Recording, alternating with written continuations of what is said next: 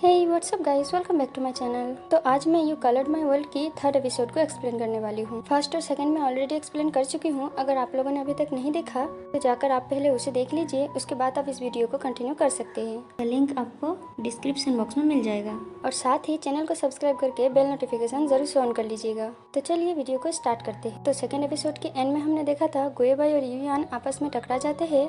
इस एपिसोड की शुरुआत भी वहीं से होती है। आगे जब वो नीचे देखती है तो उसका पैर गुएबाई के पैर के ऊपर था। वो जल्दी से उससे दूर होती है और पूछती है, तुम यहाँ क्या कर रहे हो? गुएबाई कहता है, मैं तुम्हें ही ढूंढ रहा था। तभी उसके हाथ में दर्द होने लगता है। यूयान पूछती है, क्या तुम ठीक हो? गुएबाई कहता है, हाँ। तभी वो कहता है, क्या तुम मेरी मॉडल बनोगी? यूयान कहती है, तो क्या तुम इसलिए मुझे ढूंढ रहे थे? गुएबाई कहता है, मैं पेंटिंग सीख रहा हूँ, उसके लिए मुझे मॉडल की जरूरत है। यूयान कहती है, मैं पार्ट टाइम जॉब करती हूँ, तो तुम किसी और को ढूंढ लो। तो वो कहता है, मैं तुम्हें इसके लिए पैसे दूंगा। तो यूयान कहती है, अगर तुम ठीक हो तो मैं यहाँ से जा रही हूँ। तभी गुएबाई कहता है, मुझे एक बहुत इंपॉर्टेंट पेंटिंग फिनिश करनी है और उसके लिए मुझे एक मॉडल की जरूरत है। यूयान कहती है, तुम्हारे लिए अपनी पेंटिंग के लिए मॉडल ढूंढना आसान है, तो तुम मुझे ही मॉडल क्यों बनाना चाहते हो? और अब तुम मेरे काम में देरी कर रहे हो और इसके लिए मुझे पे करना पड़ेगा। तभी गुएबाई कहता है, मैं तुम्हें तुम्हारी पार्ट टाइम जॉब से दुगने पैसे दे सकता हूँ। तो यूयान वहाँ से जाने लगती है। तभी गुएबाई के हाथ में दर्द होने लगता है। तो यूयान उसके पास आकर कहती है, अपना फोन दो। तो गुएबाई उसे अपना फोन देता है। यूयान उसके फोन में अपना नंबर देकर कहती है, ये मेरा फोन नंबर है। ये मेरी गलती है कि मैंने तुम्हें हिट किया। अगर तुम्हें मेडिसिन के लिए पैसे की जरूरत हो तो मुझे कॉल करना। और वो वहाँ से चली जाती है। गुएबाई उसका नंबर पाके खुश होता है। उस तरफ सनशाइन यूयान का इंतजार कर रही होती है। इस तरफ यूयान परेशान होती है क्योंकि उसे पैसों की जरूरत है। तो वो गुएबाई को मैसेज कर कहती है, अगर मैं तुम्हारी मॉडल बनूं तो क्या तुम मुझे सच में डबल सैलरी दोगे? उसका मैसेज देख गुएबाई लिनजियान से एक रिजर्वेशन स्टूडियो तैयार करने के लिए कहता है। तो लिनजियान कहता है, क्या तुम पागल हो?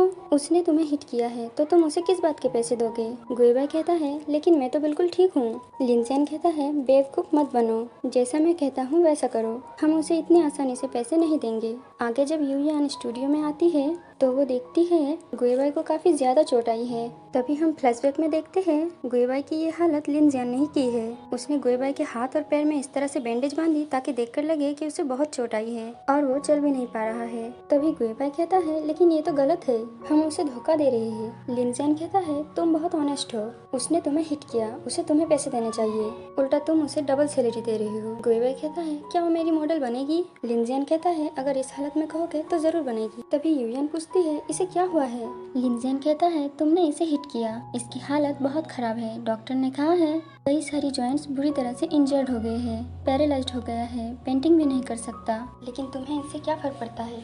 लेकिन ये एक पेंटर है, अब ये पेंटिंग कैसे करेगा? ये सब सुन यूयान को बहुत बुरा लगता है। वो कहती है, मैंने उसे चोट पहुंचाई है, मैं इसके लिए पे करूंगी। मेडिकल की फीस कितनी हुई मुझे बताओ, मैं अभी देती हूँ। गुएबाई कहता है, इसकी कोई जरूरत नहीं है, बस तुम मेरी मॉडल बन जाओ। तो यूयान उसे देखने लगती है। तभी लिनजियान कहता है, तुम उसकी हालत देख रही हो ना? यूयान कहती है, तुम चिंता मत करो, मैं उसका ख्याल रखूंगी जब तक मुझसे हो पाए। लिनजियान कहता है, तुम्हें इसके लिए खाना भी लेकर आना होगा, जिस चीज की जरूरत हो वो लेकर आना होगा। यूयान कहती है, ठीक है।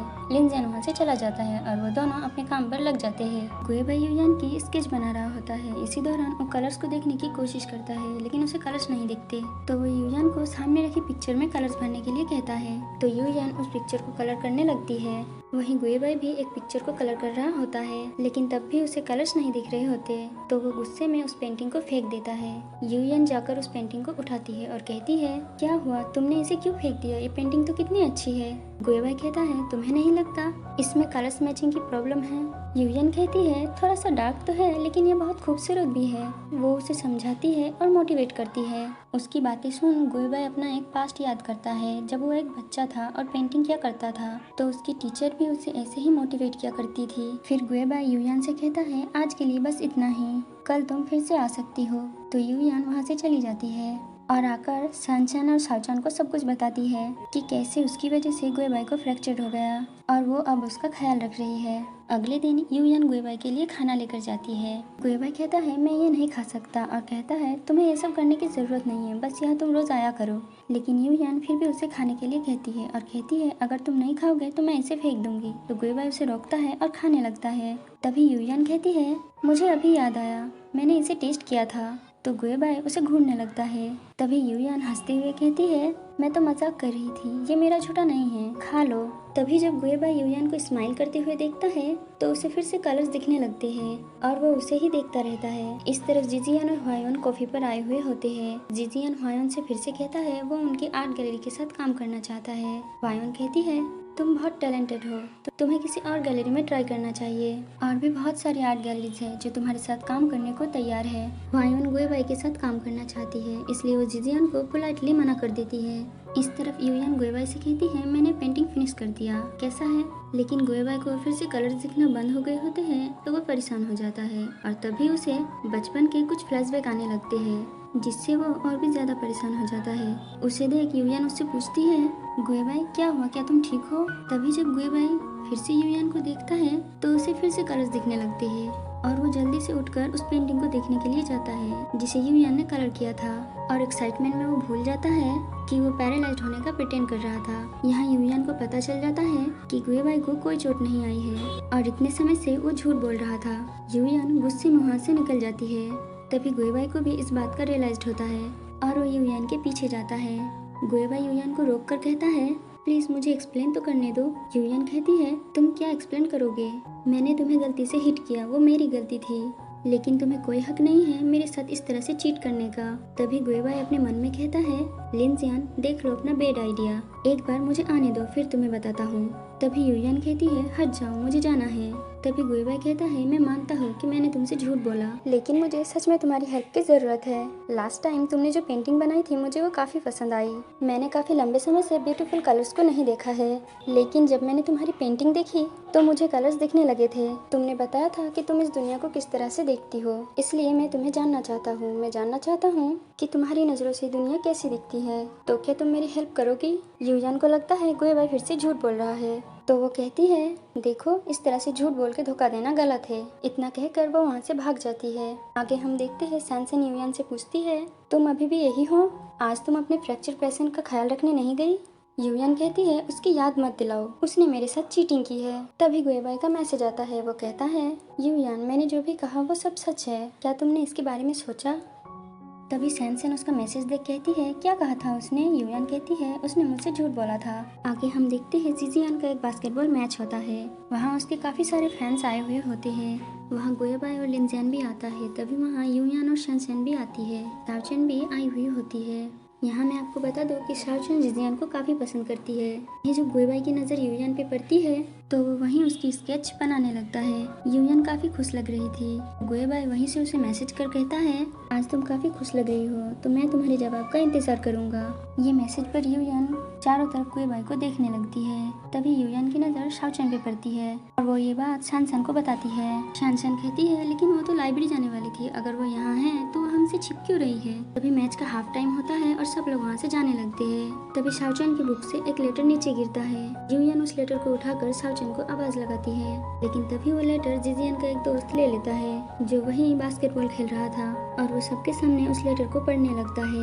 यूयान कहती है, वो लेटर मुझे वापस दो, तुम कैसे किसी और का लेटर इस तरह से पढ़ सकते हो? शाओचेन ये सब सुन रही होती है। अपना लेटर अपने बुक में ढूंढने लगती है, लेकिन उसे नहीं मिलता। उसे रियलाइज होता है वो उसी का लेटर है। वो लड़का उस लेटर को पढ़ने लगता है, कहता है, अरे ये लेटर तो जिजियान के लिए है। यूयान उस लेटर को लेने की कोशिश करती है और कहती है, क्या तुम दूसरों की प्राइवेसी को रिस्पेक्ट नहीं करते? लेकिन वो नहीं सुनता और पढ़ने लगता है। वो पढ़ता है, जिजियान नहीं पता तुम ये लेटर देखोगे या नहीं, लेकिन इससे फर्क नहीं पड़ता। मुझे ये लेटर लिखने की हिम्मत मिली है क्योंकि मैं तुमसे प्यार करती हूँ। और ऐसी बहुत सी बातें वो उस लेटर में पढ़ता है। तभी वो कहता है, ये तो एक लव लेटर है जो इस खूबसूरत लड़की ने जिजियान को लिखा है। यूयान कहती है, नहीं ये मैंने नहीं लिखा। लेकिन सबको लगता है ये लेटर यूयान ने ही लिखा है और वो शर्मा रही है। गुएबाई और जिजियान को भी यही लगता है। वो आगे पढ़ता है, तुम मुझे नोटिस नहीं करते, मैं फ्रेंच डिपार्टमेंट से एक ऑर्डिनरी लड़की हूँ। फिर वो यूयान से कहता है, क्या तुम अब भी कहोगी कि ये लेटर तुमने नहीं लिखा? यूयान जिजियान को समझाने की कोशिश करती है कि ये उसने नहीं लिखा, उसे बस जमीन पे पड़ा मिला। फिर वो आखिर में उस लेटर में पढ़ता है, जिजियान आई लव यू। तभी गुएबाई आकर उसके हाथ से वो लेटर ले लेता है और कहता है, तुम्हें सीखना चाहिए कि दूसरों की कैसी रिस्पेक्ट करनी चाहिए। वो लड़का कहता है, अपने काम से काम रखो, वो लेटर मुझे वापस दो। और वो गुएबाई का कॉलर पकड़ लेता है, तो गुएबाई भी उसे धक्का देकर नीचे गिरा देता है। वो उठकर गुएबाई के पास आ ही रहा होता है, लेकिन तभी उसे एक लड़का रोक लेता है और गुएबाई युयान का हाथ पकड़कर उसे वहाँ से लेकर चला जाता है। ये देख लिनजियन और शानसन क्लैपिंग करने लगते हैं। वहीं सब लोग उनके बारे में बातें करने लगते हैं। ये दोनों वही है ना जो उस दिन बैक स्टेज पे लव कन्फेस कर रहे थे। ये कितना रोमांटिक है। बाहर आकर गुएबाई युयान को वो लेटर और अपनी बनाई हुई स्केच देता है। युयान उसे थैंक्स कहती है और उसकी हेल्प करने के लिए भी मान जाती है। आगे वो दोनों पेंटिंग कर रहे होते हैं। यहाँ गुएबाई को लगता है कि वो लेटर युयान ने लिखा था, तो वो थोड़ा सा जेलस होता है। वो युयान से उस लेटर के बारे में पूछने ही वाला होता है, लेकिन रुक जाता है और कहता है मेरी तबीयत आज ठीक नहीं है, मैं पेंटिंग नहीं कर पाऊंगा, तो तुम आज वापस चली जाओ। तो युयान उसे रेस्ट करने का बोलकर वहाँ से चली जाती है। आगे उनके प्रोफेसर उन्हें बाहर पेंटिंग के लिए लेकर आए होते हैं और उन्हें लाइव पेंटिंग बनाने के लिए कहते हैं। पहले जिजियान जाता है और स्केच बनाने लगता है। वहीं गुएबाई अभी भी युयान के उस लेटर के बारे में ही सोच रहा होता है। जिजियान की स्केच कंप्लीट होती है तो प्रोफेसर गुएबाई को बुलाते हैं। तो गुएबाई जाकर स्केच बनाने लगता है और वो काफी अच्छा स्केच बनाता है, जिससे प्रोफेसर भी काफी खुश होते हैं। तभी वहीं बैठी एक लड़की गुएबाई को अपना येलो बैग देने के लिए कहती है।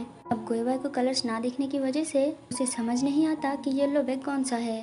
तभी लिनजियन जाकर वो येलो बैग उस लड़की को दे देता है। ये सब जिजियान भी नोटिस करता है और उसे गुएबाई पे शक होने लगता है। यहीं पर ये एपिसोड एंड होती है। तो आपको वीडियो कैसा लगा कमेंट करके जरूर बताइएगा। साथ ही चैनल को सब्सक्राइब करके बेल नोटिफिकेशन जरूर ऑन कर लीजिएगा।